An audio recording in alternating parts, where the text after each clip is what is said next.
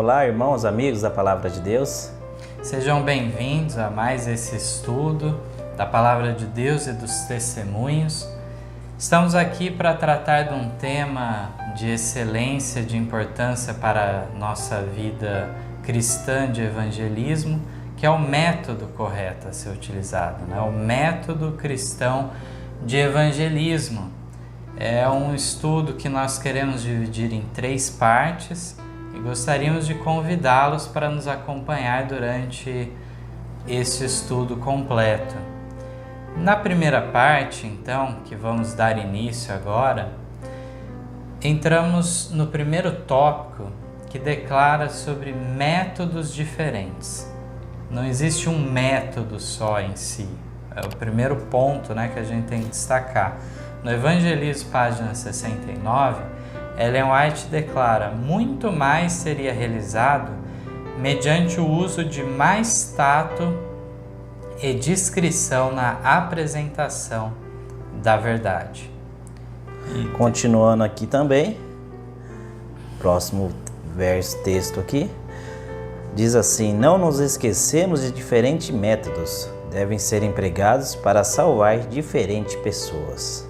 As classes de pessoas com que lidais indicam a maneira pela qual a obra deve ser realizada.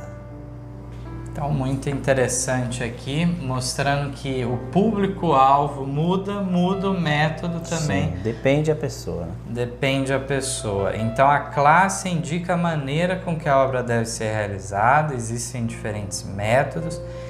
E um detalhe aqui no primeiro texto que nós lemos, né? Mais tato e discrição na apresentação da verdade. E isso nos remete ao segundo tópico: cautela. Não sair do caminho para atacar outras denominações. Esse é um ponto que nós vamos ver que a Ellen White ressalta bem. Pode dar início.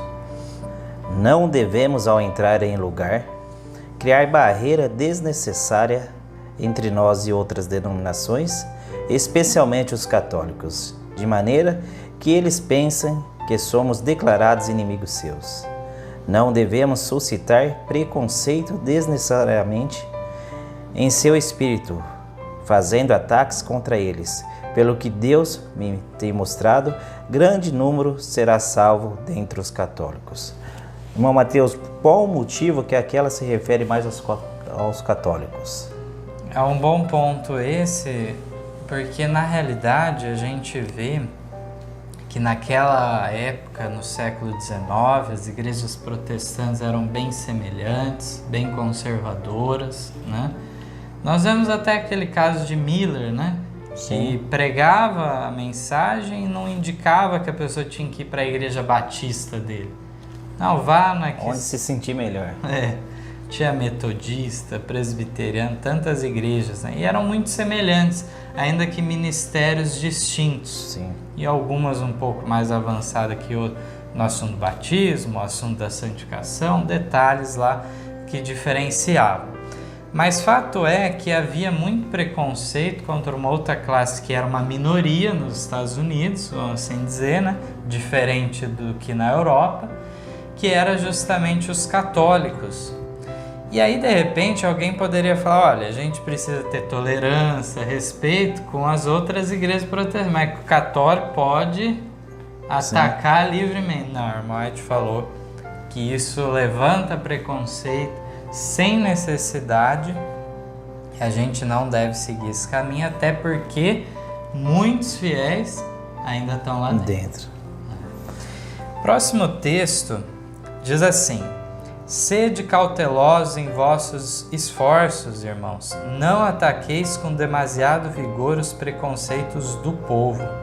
Não se deve sair do caminho para investir contra outras denominações, pois isso só cria um espírito combativo e cerra ouvidos e corações à entrada da verdade. Temos nossa obra a fazer, a qual não é derrubar, mas construir. Temos de reparar a brecha feita na lei de Deus. A obra mais nobre é edificar, apresentar a verdade em seu vigor e poder, e deixar que ela abra caminho através de preconceitos e revele o erro em contraste com a verdade. Há perigo de que nossos pastores digam demasiado contra os católicos e provoquem contra si mesmos mais fortes preconceitos dessa igreja.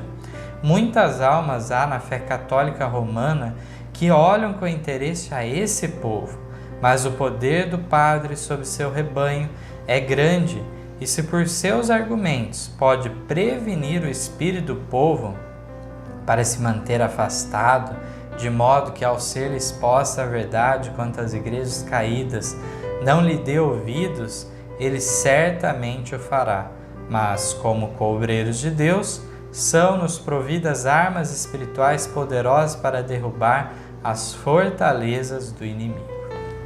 Que descrição impressionante, né? Que ela fala de como que acontece de fato. E aí, muitas vezes, devido a declarações impensadas, o que o padre pode fazer? Tirar proveito. Tira proveito. Uma palavra mal colocada, uma agressividade, alguma coisa, ele tira proveito. Então, assim, alguns podem já ter bem claro, né, que não podemos atacar pessoas, indivíduos, mas a gente vai mais longe aqui, né?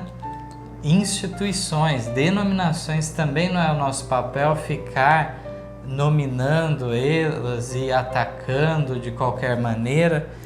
É muito mais o foco, a gente ao decorrer do estudo vai ver, o foco na verdade, de fato, né? E não no erro. Sim. Mas é uma tentação a gente querer expor o erro, simplesmente, né? Mas, na realidade, a verdade tem que se sobrepor ao resto. Automaticamente a verdade já vai ser uma correção ao erro lá. Então, pode dar continuidade. Importa fazerem-se decididas proclamações a respeito dessa espécie de trabalho, porém, sou instruído a dizer a nosso povo: sede cautelosos. Ao apresentar a mensagem, não façais investidas pessoais a outras igrejas, nem mesmo a católica romana.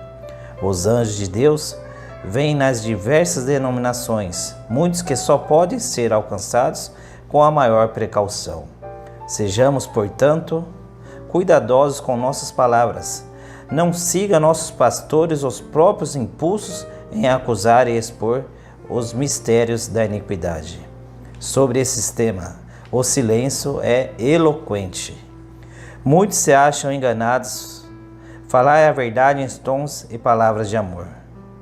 Cristo Jesus seja exaltado. Apegai-vos à afirmativa da verdade. Nunca deixeis o caminho reto traçado por Deus no intuito de fazer um ataque a alguém. Esse ataque poderá causar muito dano, mas nenhum bem. Poderá extinguir a convicção em muitos espíritos. Deixai que a palavra de Deus, que é a verdade, conte a história da incoerência dos que se acham no erro. Não se pode esperar que o povo veja imediatamente a vantagem da verdade sobre o erro que tem acariciado. O meio de expor a falácia do erro é apresentar as provas da verdade. Isto é a maior repreensão que se possa dar ao erro. Dissipai a nuvem de obscuridade que paira sobre o espírito, refletindo a brilhante luz do sol da justiça. Então, nesse texto deixa muito claro, né, para a gente que de fato tem que haver cautela, tem que haver precaução. Diz de alguns pastores que seguem o próprio impulso e por isso passam do ponto, né? Nós sabemos que as profecias indicam aquele poder, né? Apocalipse 13, Paulo já falou também do mistério, aliás, da iniquidade, do homem do pecado, tudo isso indicando o poder romano de fato.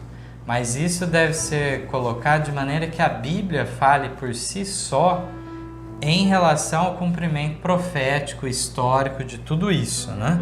E aqui fala que muitas vezes certos ataques poderá causar muito dano, mas nenhum bem. E aí diz: falar a verdade em tons e palavras de amor. E aí alguém pode dizer assim: isso é o que os apóstatas falam. tem que ser com amor, isso e tal, mas não é porque os apóstatas muitas vezes usam certos pretextos que não podemos, né? A gente tem que realmente se preocupar, sim, na maneira que é apresentado. Então aqui Ellen White afirma, né, o melhor meio de expor a falácia do erro é apresentar as provas da verdade. Então agora o próximo texto, os textos anteriores lemos no livro Evangelismo, né, que é um livro por excelência para nos ensinar sobre os métodos corretos, né? Mas temos um texto bem significativo agora no Conselho aos Escritores e Editores, página 43, que Ellen White enfatiza o seguinte: irmãos, sinto-me entristecida quando vejo tantos ataques desferidos contra os católicos.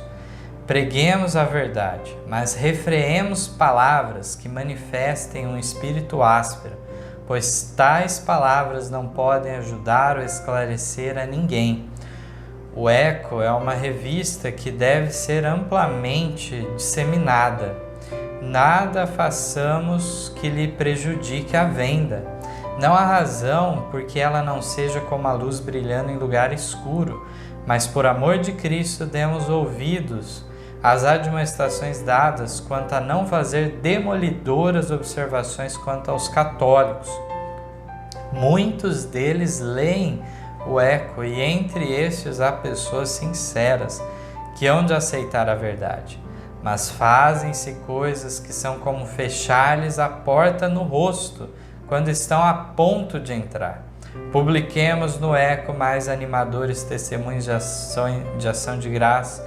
Não devemos obstruir seu caminho, impedindo-o de ir a todas as partes do mundo por torná-lo mensageiro de expressões duras. Satanás se regozija quando se encontra em suas páginas uma palavra mordaz. Que texto! Na prática, né, a experiência de Ellen White, pelo que consta na história, essa revista era a Bible Echo, que era publicada lá na Austrália, e a irmã White então falando que era uma revista para o público em geral. Sim. Não podia ser colocados certos pontos que iriam justamente distanciar os católicos. Diz que eles estavam muitas vezes perto de entrar. Era como fechar a porta. Veja só, né? E aqui diz então, não devemos ser o que? Mensageiros de expressões duras. Não é nosso papel nada disso. Mas isso nos leva, irmão Cláudio, ao próximo tópico. Porque muitas pessoas nos questionam o seguinte: mas e lá no passado? Não tinha essa agressividade? Isso. Lutero é o que mais se destaca, né? A gente vê as histórias, as declarações duras contra o próprio Papa, na Idade Média ele falando aquilo, né? E tantos outros ataques. Então como que a gente faz, né? Diante disso. E aqui Ellen White vai nos explicar. Deus não escolheu reformadores devido a serem impetuosos.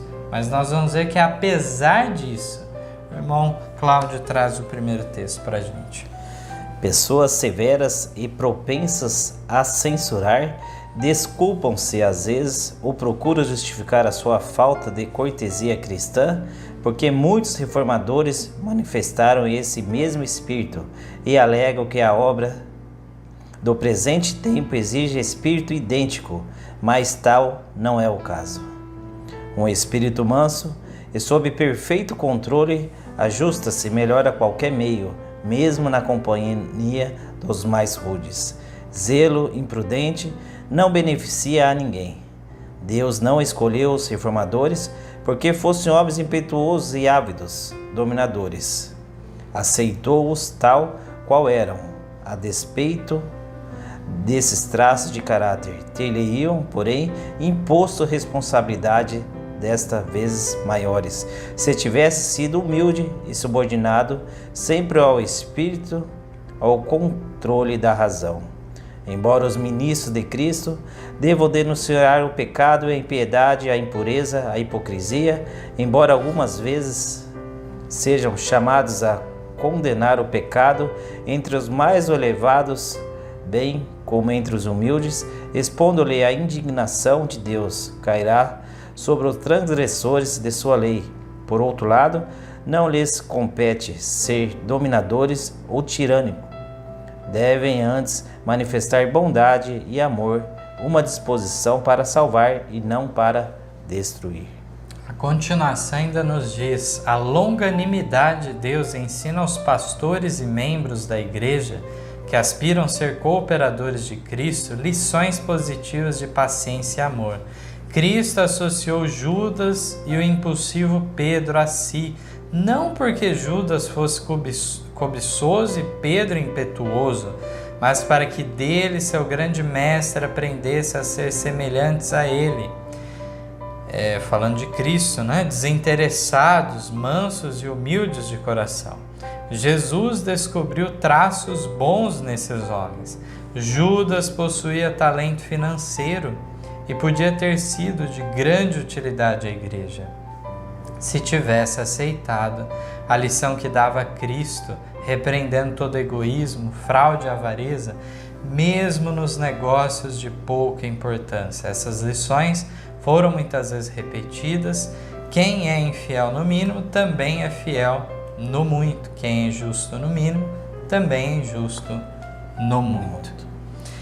Então, aqui nós vimos de maneira clara que, de fato, os reformadores, muitos deles tinham um defeito de caráter, não era uma virtude, né? Era um defeito, ser muito severo, muito dominador, impetuoso. E diz ainda que se eles fossem melhores nesse sentido, Deus poderia o quê? Aumentar a responsabilidade, a influência, vamos assim dizer, né? Ia ser muito melhor. E aí aqui um exemplo bíblico. Judas e Pedro. Mas aí eu lembro de outro exemplo bíblico também, aí com menos defeitos, Paulo e Timóteo. Eram características diferentes, um inclusive experiente, o outro jovem, e no entanto, um ajudava o outro. E aí isso nos lembra entre os reformadores, Lutero e Melanchthon também. Diz que a irmã White já saiu em lições nossas no passado, a gente não tinha condição de colocar tudo nesse estudo, mas é um bom exemplo dessa questão do trabalho missionário, inclusive, deve ser feito em dupla, né? Não deve ser feito sozinho. Então, deve-se ligar pessoas de características diferentes. Sim. E aí Lutero e Melanchthon, no caso, diz que tinha hora que Melanchthon tinha que segurar, né? Tinha que segurar o Lutero, e tinha hora que também Lutero tinha que empurrar Melanchthon para frente, né? Senão ele ia ser muito tímido, retraído, né? Então é isso, Jesus escolheu aqueles 12 bem diversificados. Sim, cada um tinha a sua... E aí então nós vemos aqui que de fato Jesus descobriu traços bons nesses homens, apesar dos defeitos, das coisas, Deus quis usá-los. E se a pessoa se deixa ser usada pelo Espírito Santo, a transformação será maravilhosa. Sim. Continuando aqui, vamos falar agora sobre os obstáculos a uma reforma genuína. Cumpre entrar nas reformas com alma, coração e vontade. Os erros podem estar encanecidos pela idade. Esta, porém, não toma o erro verdade, nem a verdade erro. Não temos liberdades para ensinar os que se harmoniza com as normas do mundo ou da igreja, simplesmente por ser costume assim fazer. As lições ensinadas por Cristo devem servir de norma. Abaixar as normas a fim de conseguir popularidade e aumento de números e fazer depois desse acréscimo motivo de regozijo mostra grande cegueira. Fossem algarismo prova de êxito e Satanás poderia reclamar a preeminência pois neste mundo seus seguidores são claramente mais numerosos. Então aqui a gente já vê algo, né, em relação ao outro lado da moeda, porque a gente estava falando de método, que cada pessoa tem que ser tratada de uma maneira, mas não deve ser visto isso simplesmente com a missão de eficiência, o máximo de pessoas serem buscar independente de princípios. Aqui nós vimos que não importa se o erro é antigo, não adianta só levantar a norma um pouquinho acima do mundo, tem que ser o que Deus pede. E aí então nós vemos que as igrejas, de modo geral, né, elas buscam o sucesso numérico, realmente. Eu já vi falar casos realmente que é quase a questão dos vendedores, né? Sim. Que tem meta para cumprir. Se batizar tantos membros, tantas coisas, até a posição dele muda. Então, aí fica complicado ser julgar dessa maneira o sucesso da pessoa. Isso até no sentido que a gente vê lá Paulo falando, né? Um lança semente, outro rega, e Deus dá o crescimento. Mas cada um tem sua... E Paulo mesmo lá fala que ele não era um que batizou muitas pessoas, né? Alguém pode desconfiar que ele era alguém ineficiente? Tem como, né? Então aqui na continuação diz ainda o seguinte: nunca, ainda que seja por um momento, deve ser dada a alguém a impressão de que lhe seria proveitoso ocultar sua fé e doutrinas diante do povo incrédulo do mundo, temendo não ser tão altamente estimado se seus princípios forem conhecidos. Cristo exige de todos os seus seguidores confissão aberta e corajosa de sua fé. Cada um deve ocupar sua posição e ser aquilo que Deus designa que ele seja, como espetáculo ao mundo, aos anjos e aos homens. Então nós vemos que é claro que essa confissão aberta e corajosa da fé não quer dizer que é ataque a outras denominações, mas sim você não ter vergonha de anunciar o que você crê, né? Continuando aqui, os reformadores não são demolidores. Jamais procurarão arruinar os que não conformam com seus planos e não lhes assemelham. Os reformadores precisam avançar, não recuar.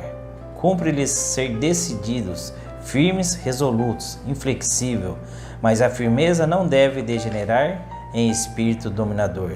É desejo de Deus que todos quanto o servem sejam firmes como a rocha no que diz respeito a princípios, mas mansos e humildes de coração como era Cristo. Então, permanecendo em Cristo, poderão realizar a obra que ele faria se estivesse em seu lugar. Um espírito rude e condenador não é essencial ao heroísmo, às reformas para este tempo. Todos os métodos egoístas no serviço de Deus são uma abominação aos seus olhos. Vemos aí o perfil do reformador que Deus quer. Não é alguém que vem para destruir todo o sistema posto, como tudo estivesse errado. Não é assim. E vemos então que firmeza, né, com os princípios não deve degenerar em espírito dominador também, né? Dentro da igreja, na família e tudo mais isso, né? Então aqui o próximo tópico que eu queria trazer também, ainda enfatizando o ponto dos reformadores, a importância que nós vemos, inclusive, do ministro, a responsabilidade que ele tem diante de Deus. Ellen White diz assim, nesse tópico sobre protestar contra a perversão da verdade, ela diz: eis minha mensagem para vós, não mais consintais em escutar sem protesto a perversão da verdade.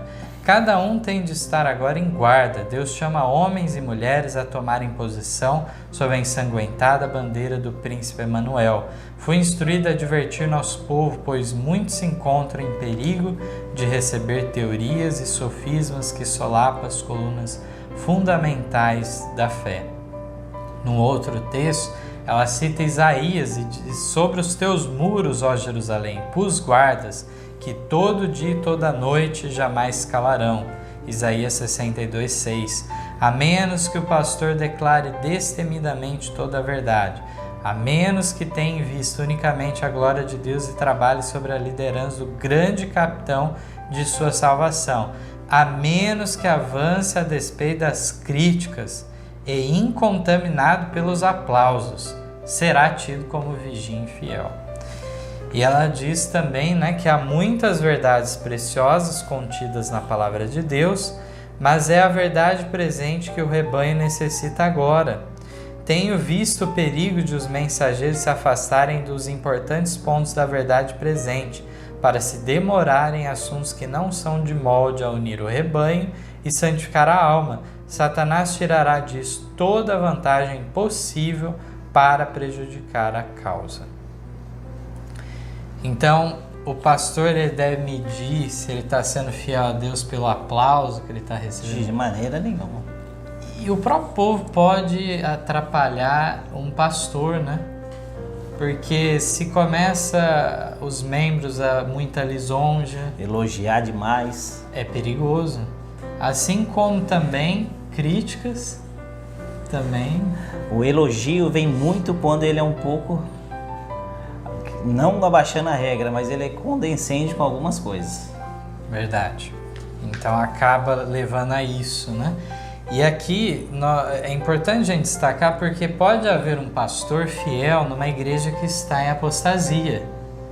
E é dever dele, aqui diz, não consentir em escutar sem protesto a perversão da verdade. É papel dele se pôr contra isso. Sim. E eventualmente isso vai levar ao quê? A ele ser excluído da igreja, por ser fiel a essa mensagem.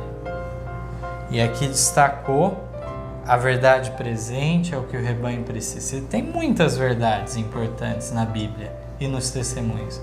A verdade presente é o que mais é necessário nesse tempo, e nós vemos aqui também que muitas vezes tem certos assuntos Satanás se agrada que cria o quê? Divisão na igreja. Sim. Pontos menores, pontos pequenos. Alguns detalhes. Exatamente. Então aqui nós vemos que a fidelidade do ministro de Deus, seja recebendo elogio e crítica, deve ser pensando no que está diante de Deus. E o que está escrito. O que está escrito. Outro ponto é o dever dele de reprovar o pecado dentro da igreja. Veja só o que ela diz. Sempre haverá o espírito de insurgir contra a reprovação de pecados e ofensas. Silenciará, porém, a voz da repreensão por causa disto? Se assim for, não nos encontramos em melhores condições do que as várias denominações de nossa nação, as quais temem tocar nos erros e nos pecados dominantes entre o povo. Olha só, irmão Cláudio, na época dela, ela já preocupada que a igreja viesse agora a temer, reprovar fulano, beltrano, esse de repente tem influência, esse é isso, aquilo, se eu repreender ele eu vou sofrer uma represália. Sim. E aqui ela fala o quê? Mas se for para ficar igual às outras igrejas, o que adiantou? O que a gente entende é 2 pesos e 2 medidas. Ela diz mais: homens e mulheres com diferentes temperamentos reunidos como igreja têm peculiaridades e defeitos. Ok, esse é um ponto. Quando esses se desenvolvem, exigem reprovação. Se os que ocupam posições importantes nunca reprovassem, nunca repreendessem, manifestar-se-iam em breve uma condição pervertida que desonraria grandemente a Deus. Como, porém, se fará a reprovação? Responda o apóstolo com toda a longanimidade e doutrina, 2 Timóteo 4:2. Os princípios devem ser de maneira impressiva apresentados àquele que necessita da repreensão, mas nunca se devem passar por alto indiferentemente os erros do povo de Deus. Então aqui uma coisa é defeitos, erros, que cada um está num estágio da santificação, alguns detalhes, Mas e se desenvolver num pecado realmente? É diferente. É diferente, né? Tem que haver reprovação, ela tem que ser com paciência e tudo mais, mas tem que haver a reprovação. Diz mais ainda: haverá homens e mulheres que desprezam a repreensão e cujos sentimentos sempre se insurgirão contra ela. Não é agradável que alguém nos mostre nossos erros. Em quase todo caso em que se faz necessária a reprovação, haverá alguns que deixarão de considerar que o Espírito do Senhor foi ofendido e sua causa injuriada. Eles se condoerão dos que merecem a censura por terem sido magoados sentimentos pessoais. Toda essa não santificada compaixão torna os que a manifestam participantes da culpa da pessoa reprovada.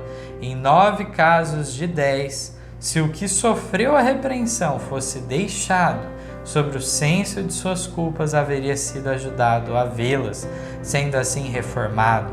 Mas os que de forma intrometida e profana se condoem dão um significado totalmente errôneo aos motivos do reprovador, bem como a natureza da repreensão, e assim se condoendo pelo que foi repreendido, levam a achar que realmente foi maltratado, e seus sentimentos se insurgem em rebelião contra uma pessoa que simplesmente cumpriu seu dever.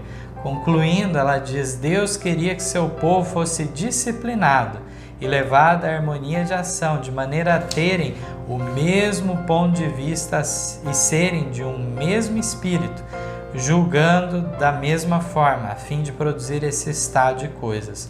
Muito há a fazer. O coração natural deve ser submetido e transformado. Então esse texto é muito maravilhoso. Alguém pode até nos perguntar o que isso tem a ver com o tema que a gente abriu sobre método, né? Mas na realidade a gente tem que equilibrar as coisas.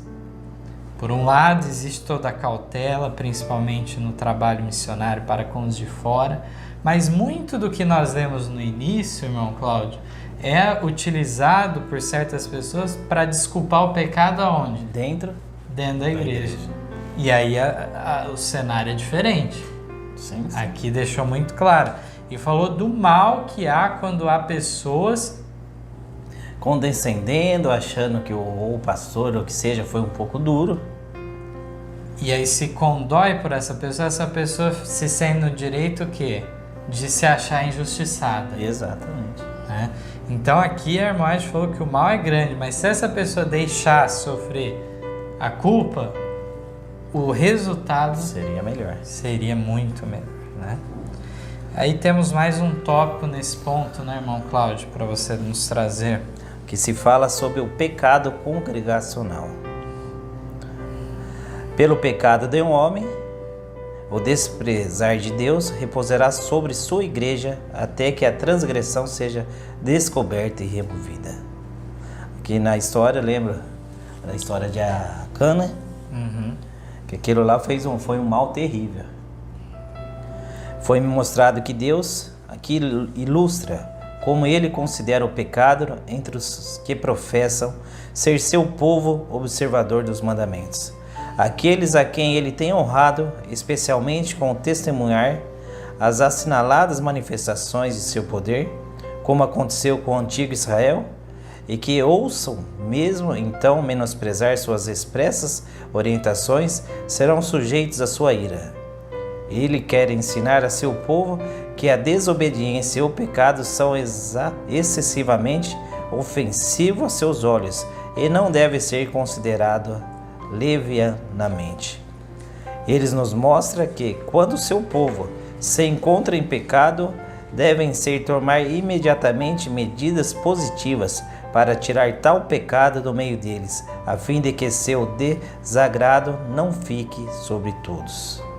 Se, porém, os pecados do povo são passados por alto por aqueles que se acham em posições de responsabilidade, o desagrado de Deus estará sobre eles, e seu povo, como um corpo, será responsável por esses pecados.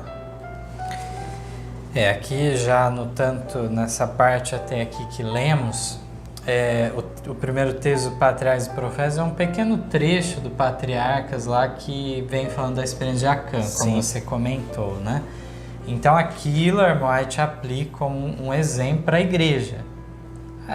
O cenário de Israel era um tanto diferente, tinha teocracia, né? Deus orientado direto, mas a irmã, a gente aplica o caso de Acã à igreja e diz que tem que ser descoberta a transgressão e removida do seu meio. Então, vamos nos situar aqui um pouco, né? Nós vimos que ao fazermos o trabalho missionário, o método varia de acordo com as pessoas que vamos trabalhar. Por isso que falam métodos, não um só, são vários. Isso, e aí diz que a pessoa, ela tem que ser esclarecida sobre a verdade, não tanto a gente enfatizar o erro, mas a verdade tem que sobrepujar a tudo. Isto posto, nós estamos falando de fora da apostasia. Nós estamos falando de uma condição em que cremos que o ministério tem agido de forma legítima, correta, não tem sancionado o mal. Mas se uma pessoa hoje se encontra dentro de uma igreja que está sancionando o mal, tem que haver o quê? Internamente a pessoa tem que apresentar isso. Tem que se posicionar, senão estará sendo infiel.